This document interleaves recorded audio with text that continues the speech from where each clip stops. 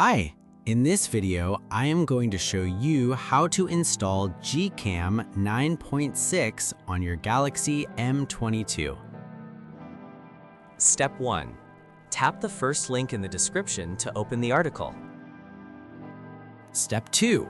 Scroll to the download section and download the GCam APK file. Step 3. Follow the How to Install guide for step-by-step instructions. A video guide is also available. That's it. Don't forget to visit the article for complete instruction in APK file. Lastly, here's some GCam versus stock camera app comparison.